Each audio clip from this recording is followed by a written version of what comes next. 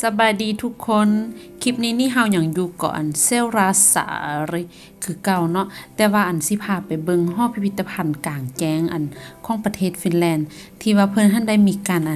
จัดแสดงวิถีชีวิตของคนฟินแลนด์แบบดังเดิมอยู่นี่เลยเนาะแปลว่าเพิ่นเอามาจากทั้งหมดประเทศมาไว้อยู่จุดเดียวกันนี่แหละเดี๋ยวเฮามาเริ่มต้นเบิ่งตู้โทรศัพท์นี่เลยเนาะที่ว่าเพิ่นผลิตอยู่ในสวีเดนมีโมเดลแบบเดียวกันนี่แหละแล้วก็ตู้ตัวนี้นี่มันถูกใส่อยู่ในตัวเมืองเฮลซิงกิในปี1913เดี๋ยวค่อยสิไขให้เบิ่งเนาะ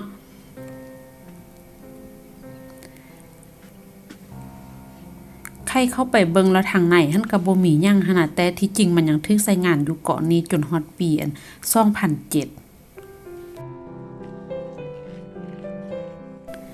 อยู่ในหอพิพิธภัณฑ์กลางแจ้งนี้ก็จะมีพวกกระท่อมเนาะหรือว่าเที่ยงนาตูบน้อยเนี่ยนะมีให้มีนาแล้วก็มีบอนเลี้ยงสัตว์อาคารแล้วก็โบสถ์เก่าแก่เนาะที่ว่าผ่านมาหันฮอด4ศตวรรษแล้วนะแล้วเพิ่นก็ได้เคลื่อนย้ายมาจากทั่วทุกบอนในประเทศมารวมไว้บอนเดียวกันก็แม่นเกาะนี้นี่แหละ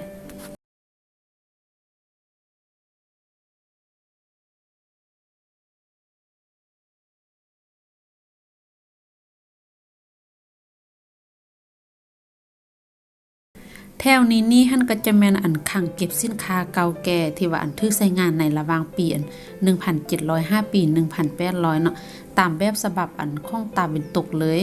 แล้วก็เพิ่นหั่นใส่ไว้เก็บเม็ดพืชพันธุ์ต่างๆเสื้อผ้าแล้วก็เครื่องใช้ต่างๆ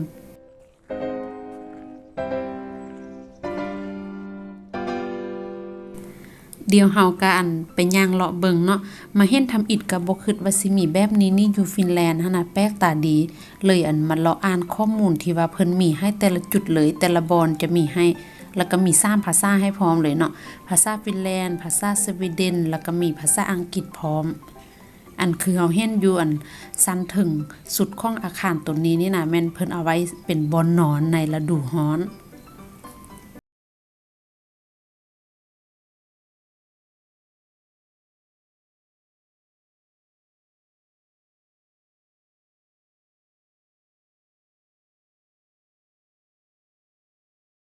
พาหันได้มาเลาะเกาะนี้นี่นะก็จะเฮ็ดให้เห็นภาพชีวิตในชนบทของประเทศฟินแลนด์ตั้งแต่ศตวรรษที่18จนฮอดศตวรรษที่20หั่นน่ะเฮาก็สามารถมาสัมผัสกับบรรยากาศบูหารการแบบนี้นี่ได้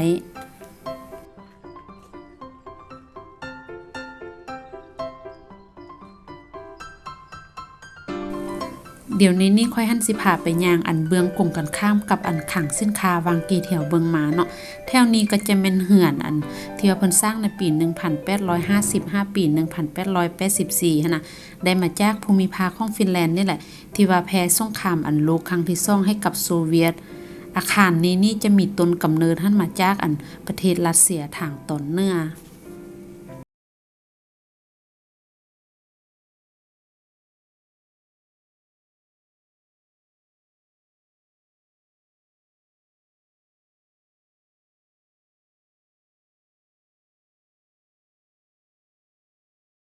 ช่วงนี้นี่บรรยากาศดีหั่นน่ะหิมะหันกำลังละลายหั่นน่ะก็เลยว่าบ่หนาวหลายไปไสก็ฮักเพราะว่ามีน้ำมีฝนตกมะยิมะเหยาะแบบนี้นี่แหละ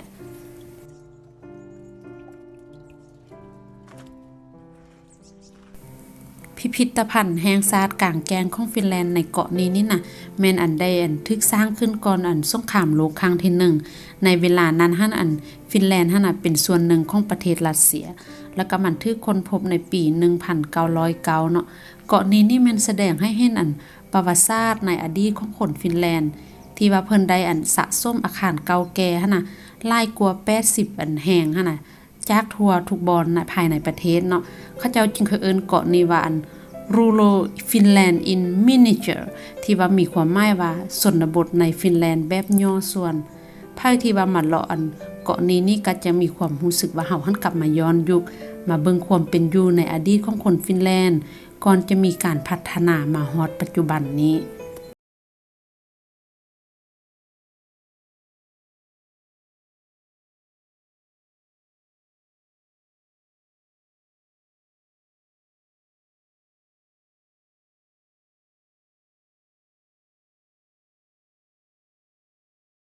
สิพาย่างอันเลาะไปเรื่อยๆนี่แหละอยากฮู้ว่ามีหยังแดที่น่าสนใจอีกเนาะเพราะว่าเลี้ยวไปทางได้ก็เห็นมีแต่อันเฮือนเก่าแก่หมดเลยหั่นน่ะเดี๋ยวอันค่อยสิพาไปเบิ่งอันด้านครัวนี่ก่อน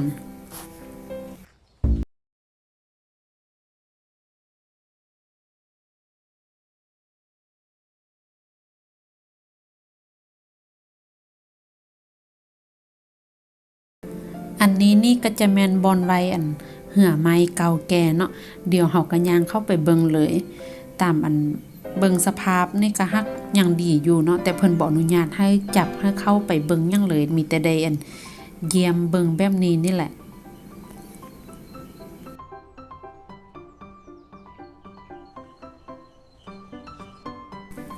ค่อยเห็นอันเหืออยู่นี่มีอยู่2 ลำเนาะถ้าว่าแปลข้อมูลบ่ผิดแล้วแม่นอันเพิ่นค้นพบหั้นในปี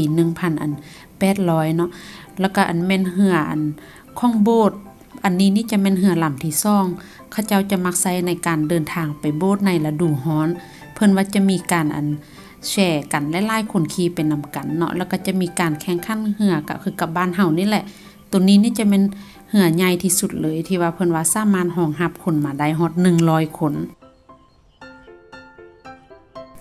อยู่ทางหน้าค่อยนี้ก็จะเป็นเหือนเก่าแก่เนาะแต่ว่าอันเหือนตัวนี้นี่เพิ่นหั่นจะมีอันหัวหั่นออมไว้หั่นน่ะที่จริงเขาเจ้าจะเอิ้นว่าแม่นฟาร์มเนาะอยู่ฟาร์มตัวนี้นี่จะมีอันโกดังมีอันบอนเก็บเมียนเครื่องไล่ล่างแล้วก็มีคอกสัตว์มีตู้ที่ว่าเพิ่นเอาไว้อันขัวกินอีกแล้วก็ยังมีอันหงนาแล้วก็มีเหืออยู่ในนี่นำอีกค่อยหั่นอันคิดว่าเพิ่นหั่นคือสิบ่อนุญาตให้เข้าไปเนาะเพราะว่าเพิ่นบ่เห็นเขียนหยังอยู่นี่หั่นน่ะค่อยก็เลยว่าอันบ่กล้าเข้าไปมีแต่ว่าอันถ่ายรูปจากอันมุมทางนอกนี่ถ่ายเอา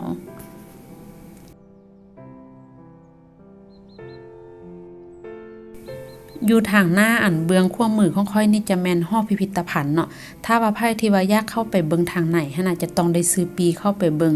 เดี๋ยวนี้นี่เพิ่นหั่นก็ปิดไว้เนาะปิดไว้ชั่วคราวเพราะว่าอันโควิดนี่แหละเอาไว้ให้อันโควิดให้เราค่อยจะอันมานี่อีกตืมแล้วก็สิพาเข้าไปเบิ่งอันทางไหนเพราะว่าค่อยหั่นก็อยากเห็นคือกันว่าทางไหนหั่นเขาเจ้าจัดวางแสดงหยังแด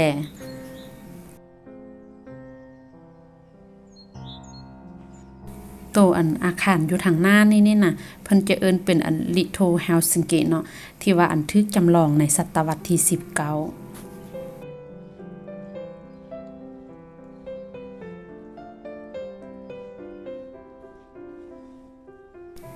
แถวนี้ก็จะเป็นเหือนเก่าแก่เนาะมีสร้างเก็บเครื่องแล้วก็มีเตาไฟอยู่นอกเหือนอีกเนาะมีอันหัวออมหอแบบนี้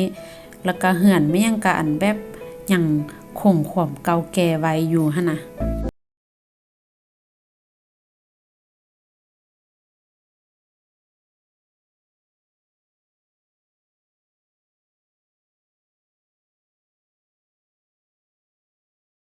อยู่อันเกาะนี้นี่เพิ่นก็ยังมีอันการจัดเวิร์กช็อปต่างๆแบบครอบครัวบุคคลหรือว่าอันกลุ่มถัวเนาะที่ว่า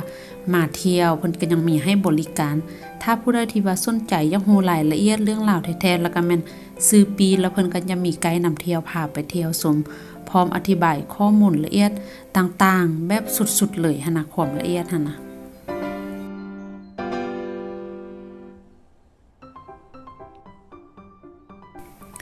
อยู่ทางอันด้านหน้าค่อยนี้ก็จะแม่นมีกงหั่นอีกเนาะมาเกาะนี้นี่ถือว่าคุ้มสุดๆเลยได้มาทางมาย่างออกกำลังกายมาเบิ่งการดำรงชีวิตของคนฟินแลนด์ในอดีตมาเที่ยวเกาะนี้นี่ก็บ่ได้เสียเงินค่าซื้อปีหยังเลยเสียอย่างเดียวเมื่อยย่างเนาะทางอันด้านซ้ายมือของค่อยนี้เพิ่นก็มีการอันก่อสร้างปรับปรุงคืนค่อยก็เลยบ่ฮู้ว่าอันแม่นหยังซ้ำที่จริงถ้าเฮามาย่างเลาะแล้วเฮาอันบ่อ่านข้อมูลเฮาก็บ่ฮู้ว่าที่ไปที่มาแล้วก็มันแบบบ่น่าสนใจนะถ้าเฮาบ่ฮู้หั่นน่ะ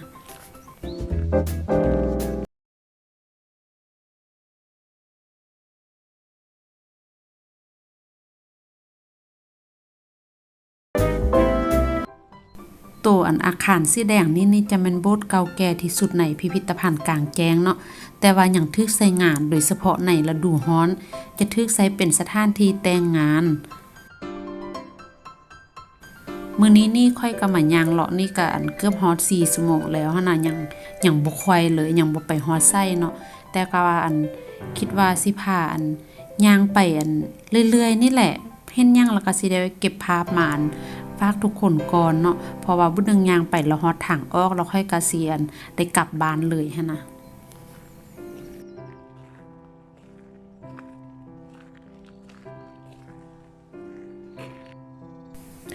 อันนี้นี่ก็จะแม่นอันเฮือนอันไม้ต้นเดียวเนาะที่ว่าเพิ่นใช้อันเก็บสิ่งของต่างๆเพื่อว่าบ่ให้อัน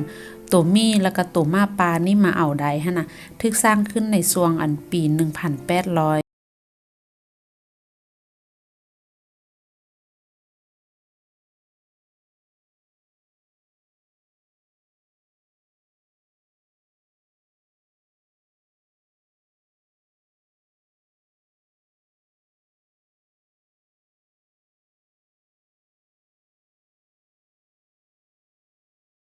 ตัวอันเฮือนตัวนี้นี่ก็จะเป็นตูบหญ้าหรือว่าเป็นบอนอันเมียนเครื่องหั่นน่ะเป็นสร้างไว้เครื่องที่ว่าเพิ่นไว้เก็บทอนไม้ต่างๆหั่นน่ะแต่ว่าก็ยังถูกอัน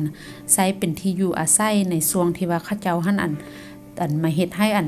หญ้านี่น่ะมันหั่นแห้งแล้วก็มาเก็บไว้แล้วก็มาพักผ่อนอยู่นี่อาคารอันอยู่ทางหน้าค่อยนี่จะเป็นอันอาคารสุดท้ายเนาะที่ว่าค่อยหั่นเก็บมาฟังในคลิปนี้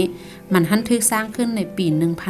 1890เป็นอาคารเก่าแก่ดั้งเดิมที่สุดเลยเนาะอยู่ในเกาะตัวนี้นี่นะโครงสร้างหั่นน่ะแม่นได้รับอิทธิพลมันจากอันแบบโกดังดังเดิมจากประเทศนอร์เวย์ทางเทิงอาคารหั่นน่ะจะกวางกว่าทางลุ่มเดี๋ยวนี้นี่เพิ่นก็อันใช้เป็นอันฮันอันค่ายกาแฟเนาะแต่ว่าก็ยังปิดไว้คือเก่าเนาะเพราะว่าอยู่ในอันช่วงโควิดระบาดนี่ถ้าว่ายางอันไปทางขั้วมือค่อยหั่นน่ะจะเป็นขั้วที่ว่าอันค่อยหั่นได้เว้าไปแล้วเนาะในคลิปก่อนๆหั่นน่ะ